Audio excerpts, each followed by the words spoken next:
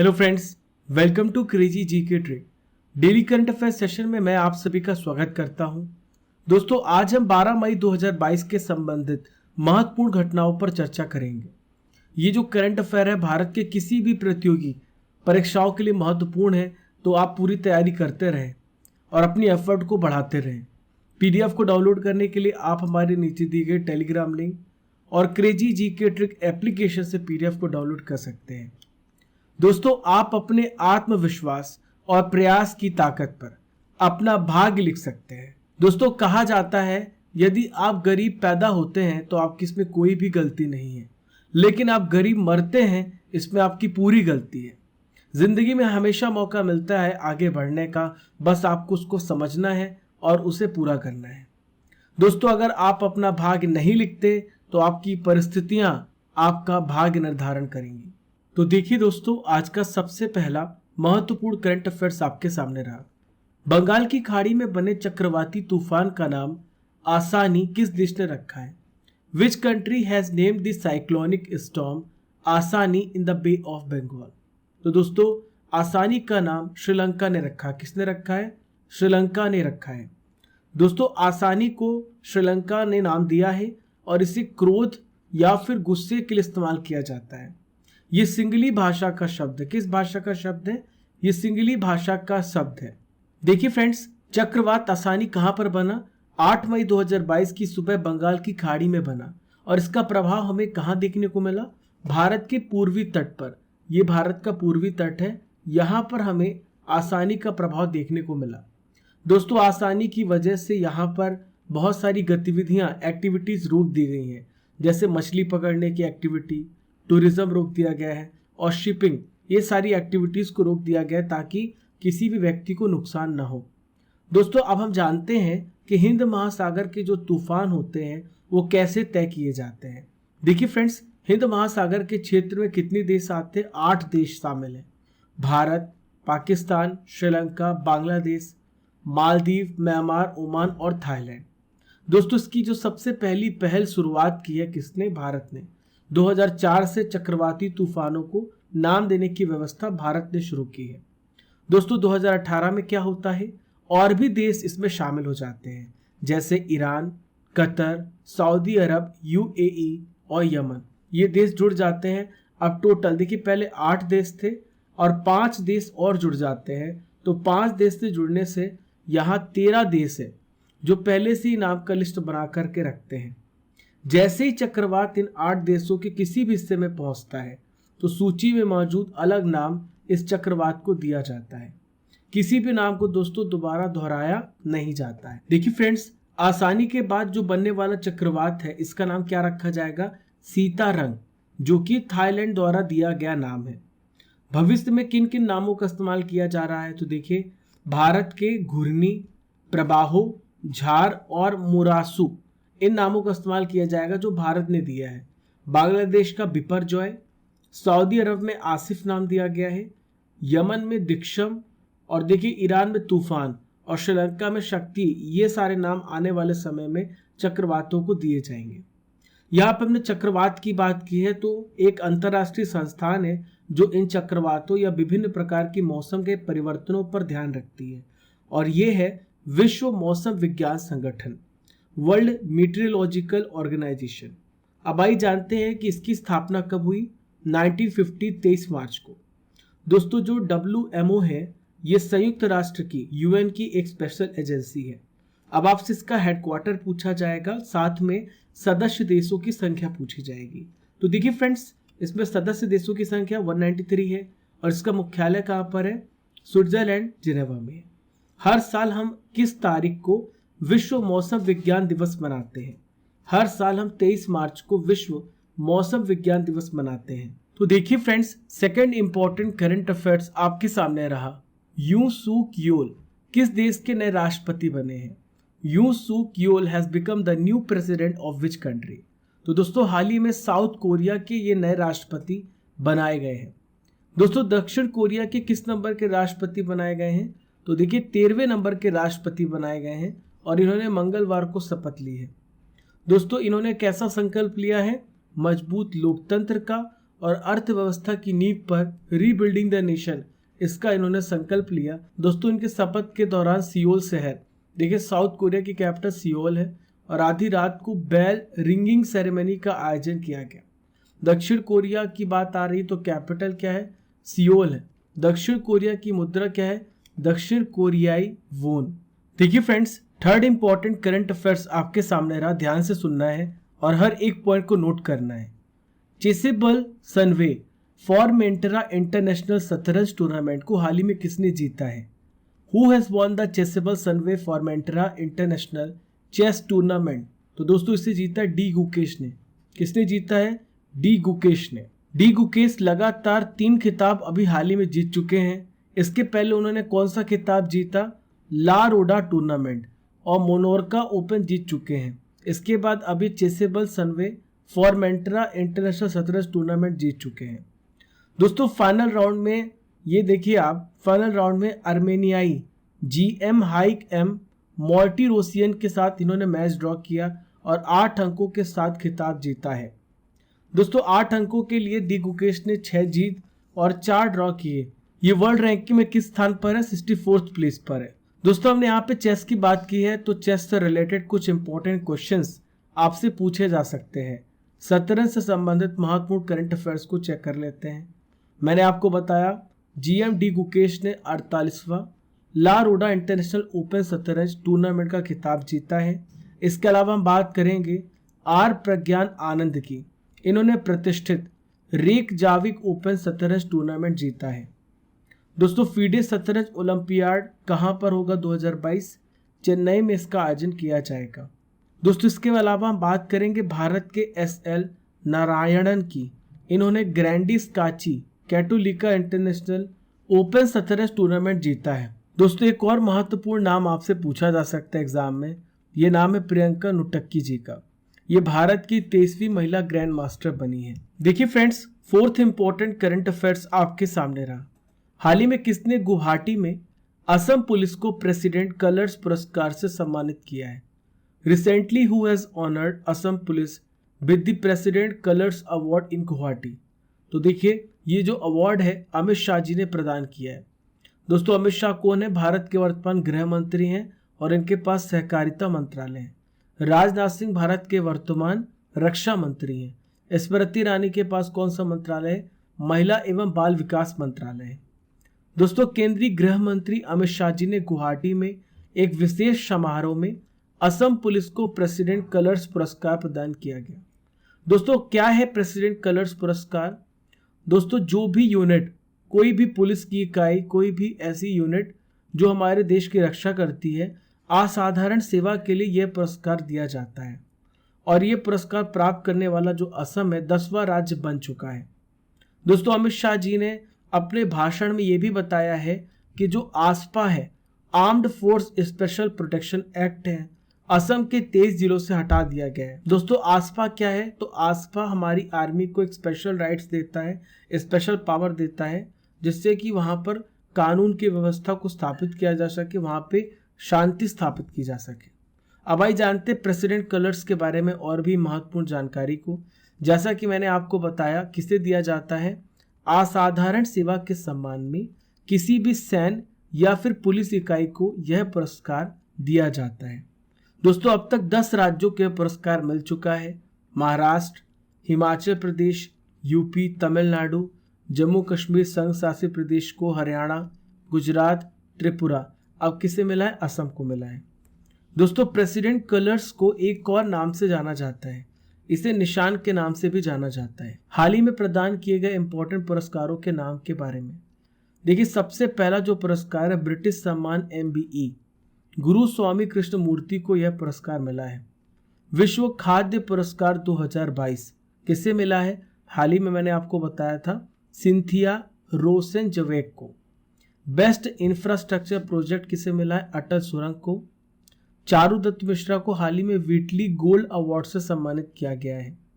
Peru सरकार के द्वारा सर्वोच्च राजनयिक पुरस्कार किसे मिला है? अर्देशिर BK दुबाश को। यूके का Commonwealth points of light award किसे मिला है? किशोर कुमार दास को। देखिए आखिरी बात करेंगे Champions of the Earth, Sir David Attenborough जो कि इंग्लैंड के निवासी हैं, इन्हें चैंपियंस ऑफ द अर्थ पर्यावरण के क्षेत्र में यह अवार्ड दिया जाता है। देखिए अगला महत्वपूर्ण करंट अफेयर्स आपके सामने रहा, ध्यान से सुनना है और हर एक पॉइंट को नोट करना है। राष्ट्रीय प्रौद्योगिकी दिवस कब मनाया जाता है? When is national technology day celebrated? तो हर साल राष्ट्रीय प्रौद्योगिकी दिवस मनाया जाता है 11 मई को। देखिए नेशनल साइंस डे कब मनाया जाता है? राष्ट्रीय विज्ञान दिवस कब मनाया जाता है? 28 फरवरी को मनाया जाता है। कब मनाया जाता है? 28 फरवरी को। अब आइए और भी महत्वपूर्ण बातों को समझते हैं। देखिए 2022 की थीम को देखते हैं राष्ट्रीय प्रौद्योगिकी दिवस की। तो थीम है integrated approach in science and technology for sustainable future. दोस्तों 11 मई को ही हम राष्ट्रीय प्रौद्योगिकी दिवस क्यों मनाते हैं, इसके पीछे इतिहास को जानते हैं। 11 मई 1998 को एक घटना हुई जिसने भारत के इतिहास को बदल दिया। देश ने पोखरण, कहाँ पर है? राजस्थान में। राजस्थान में परमाणु हथियारों का सफलतापूर्वक परीक्षण किया था।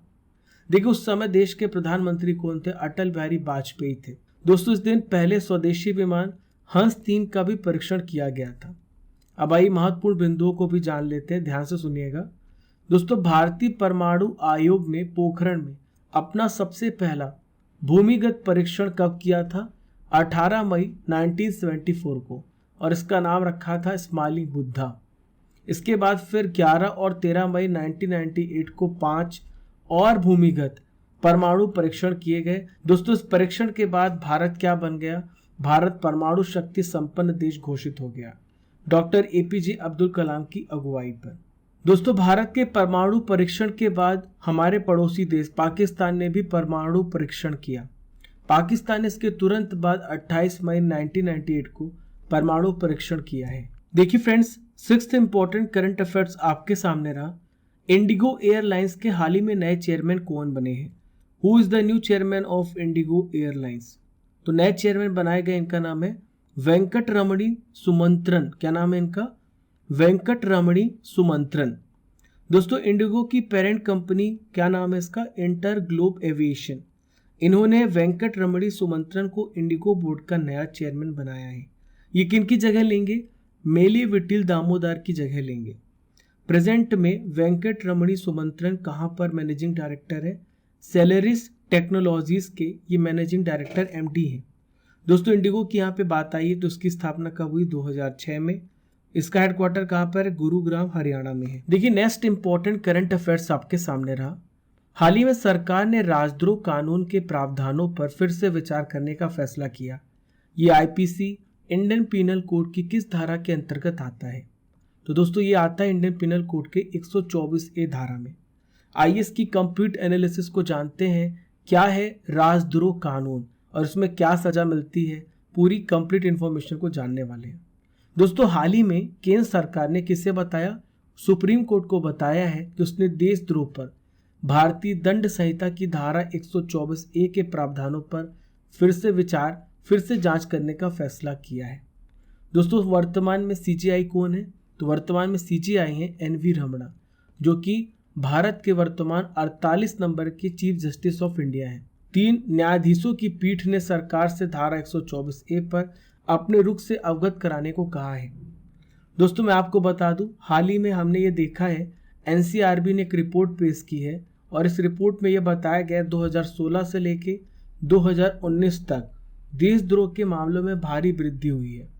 हालांकि अदालतों द्वारा इसकी सजा की दर बहुत ही कम है, मात्र 3.3% है।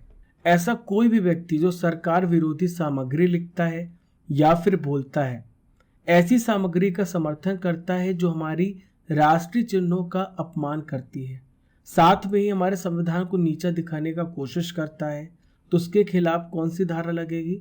आईपीसी की धारा 124A के तहत राजद्रोह का मामला दर्ज हो सकता है। दोस्तों ये जो कानून है ये कब बनाया गया था? 1870 में, बहुत ही पुराना कानून है, ब्रिटिश राज के दौरान बनाया गया था, जो आज भी चल रहा है। दोस्तों अगर कोई भी शख्स राजद्रोह का दोषी पाया जाता है तो उसे 3 साल से लेकर आजीवन कारावास की सजा हो सकती है। देखिए अगला प्रश्न परमाणु बम वाला प्रश्न है, ये जरूर आपके ऊपर गिरेगा, तो ध्यान से सुनिएगा कि आने वाले एग्जाम में गिरे ना।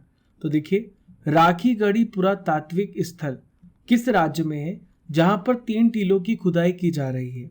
तो देखिए ये जो पुरातात्विक स्थल है कहाँ पे खोजा गया है, हरियाणा में। यह हरियाणा में है जहाँ पे 3 टीलों की खुदाई की जा रही है। दोस्तों भारतीय पुरातत्व सर्वेक्षण आर्कियोलॉजिकल सर्वे ऑफ इंडिया के संयुक्त महानिदेशक का क्या नाम है, डॉक्टर संजय कुमार मंजुल। इन्होंने बताया है कि पुरातत्व स्थल पर 60 टीले हैं, जिसमें टीला 1, टीला 3 और टीला 7 पर खुदाई की जा रही है। यहाँ पे मैंने टीला शब्द का इस्तेमाल किया है, तो इसका मतलब क्या होता है, टीला जो होता है पृथ्वी, बजरी, रेत, चट्टानों या फिर मलबे का ढेर होता है, उसे हम टीला कहते हैं। दोस्तों हाल ही में ये देखा गया है 2 महीने पहले टीला 7 में 2 महिलाओं के कंकाल खोजे गए थे। कंकालों को बड़ी मात्रा में मिट्टी के बर्तनों और आभूषणों, इसमें जैस्पर, एगेट बीड्स और शैल चूड़ियों के साथ दफनाया गया था। राखी गढ़ी में और भी अवशेष प्राप्त हुए हैं। कंकाल के साथ एक छोटे तांबे का दर्पण मिला है और देखिए यहीं पर जानवरों की हड्डियां भी प्राप्त हुई हैं। एएसआई ने टीले 7 को RGR-7 नाम दिया है। यह हड़प्पा काल का कब्रिस्तान स्थल भी है। दोस्तों राखी गढ़ी कहाँ पर आता है, हरियाणा के हिसार जिले में। राखी गढ़ी हड़प्पा सभ्यता की सबसे बड़ी बस्तियों में से एक है। दोस्तों केंद्र ने 5 पुरातत्व स्थलों को आइकॉनिक स्थल घोषित किया है और राखी गढ़ी साइट उनमें से है। ये साइट जो है 3500 हेक्टेयर में फैली हुई है। राखी गढ़ी किस प्रमुख नदी के किनारे बसा हुआ है, घग्घर नदी के किनारे बसा हुआ है। दोस्तों राखी गढ़ी का उत्खनन व्यापक पैमाने में कब हुआ, 1997-1919 ईस्वी के दौरान हुआ। अमरेंद्र नाथ के द्वारा इसका उत्खनन किया गया। अगली नॉलेज के पिटारे में बात करने वाले हैं 2020-21 में आए भारत में प्रमुख तूफान और चक्रवातों के बारे में। देखिए हाल ही में उड़ीसा और पश्चिम बंगाल में तूफान टकराया, इसका नाम था यास। तौकाते कहाँ पर टकराया है, महाराष्ट्र और गुजरात में। तमिलनाडु और पुडुचेरी में निवार चक्रवात टकरा चुका है। निसर्ग कहाँ पर आया दोस्तों, महाराष्ट्र और गुजरात में। उड़ीसा और पश्चिम बंगाल में आम्फान तूफान आया था। देखिए फोनी अगर आपसे पूछा जाए तो उड़ीसा के तटों पर टकरा चुका है। लास्ट है उड़ीसा और पश्चिम बंगाल में तूफान आया, इसका नाम है बुलबुल। क्या नाम है इसका, बुलबुल। चलिए फ्रेंड चलते 9th इंपॉर्टेंट करंट अफेयर्स की ओर।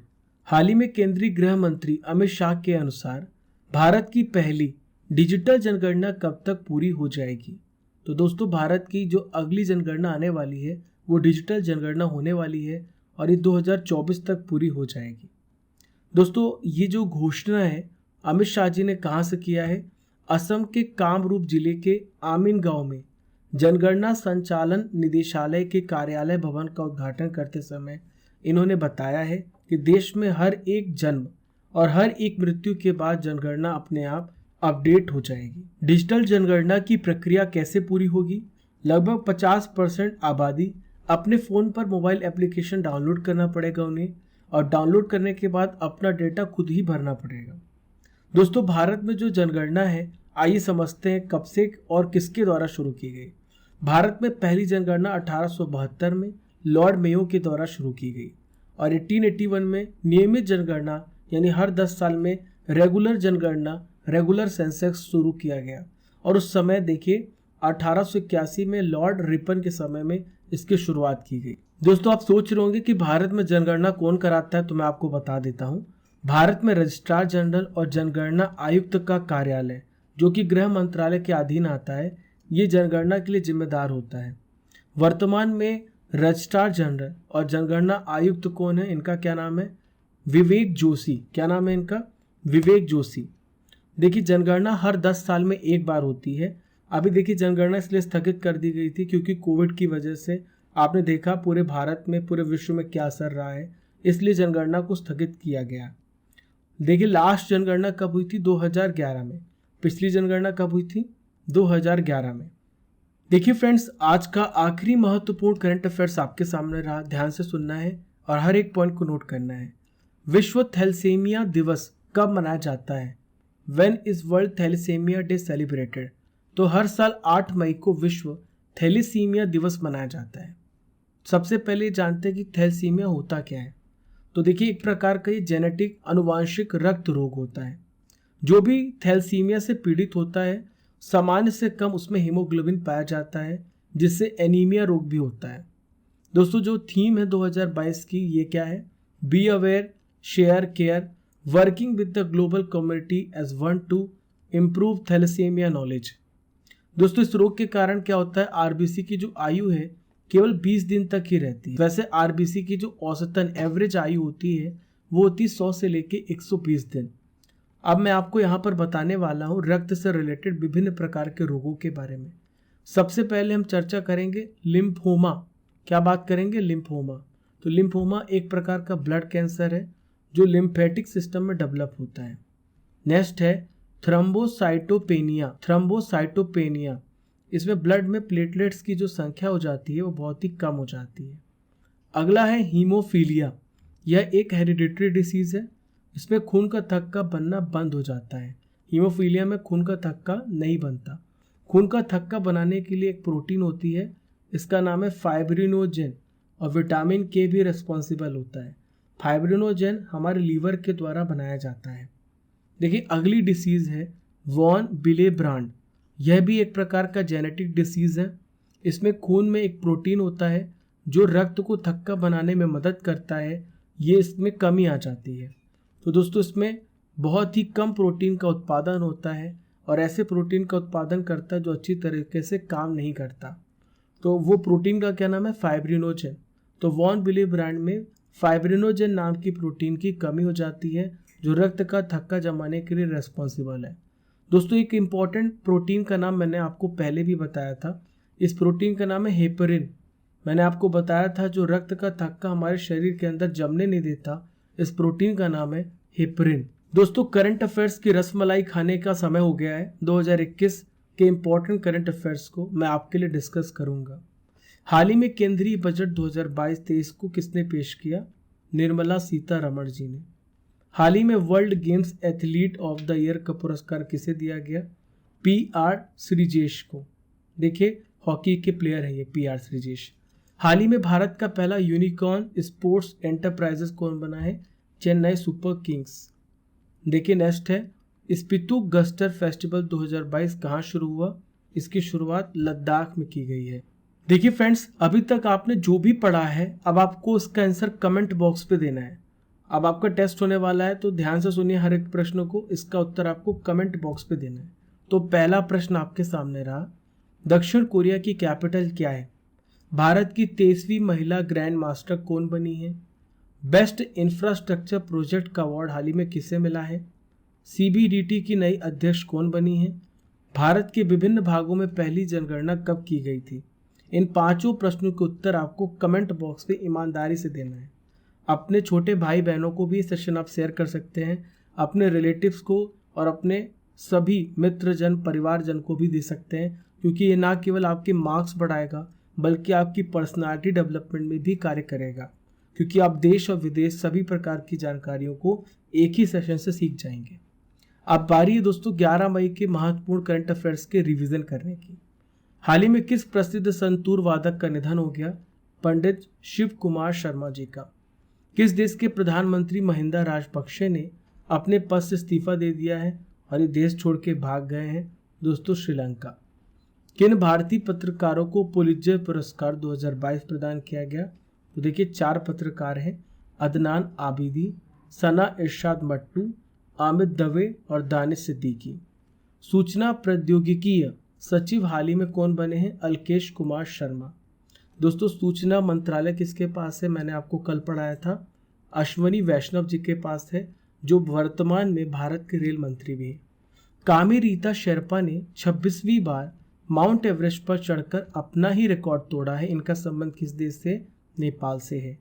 पूरम उत्सव हाल ही में किस राज्य में शुरू हुआ? इसकी शुरुआत केरल में हुई है। भारत पाक युद्ध 1971 वायु योद्धाओं की याद नामक पुस्तक का विमोचन किसने किया?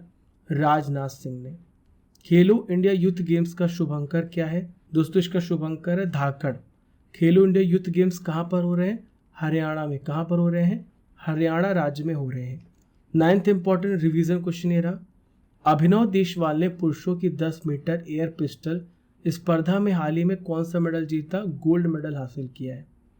एथलीट अविनाश सेबल ने 5000 मीटर रेस में कितने साल का रिकॉर्ड तोड़ा? दोस्तों 30 साल पुराना रिकॉर्ड अविनाश सेबल ने तोड़ दिया है। देखिए फ्रेंड्स, ये थे 11 मई के इंपॉर्टेंट करंट अफेयर्स का रिवीजन। हमने डेली करंट अफेयर्स में 12 मई के करंट अफेयर्स को भी कवर कर लिया है। आशा करता हूँ कि आपको सेशन बेहद पसंद आया होगा। तो फॉलो करना है सोशल मीडिया प्लेटफॉर्म्स को क्रेजी जीके ट्रिक के। दोस्तों, पहली बार हमारे चैनल पर आ रहे हैं तो सब्सक्राइब ज़रूर कर लें और घंटी वाला बटन दबा दें ताकि आपको हर एक नोटिफिकेशन सबसे पहले मिल सके। Keep liking, keep sharing your channel crazy GK trick. Thank you friends.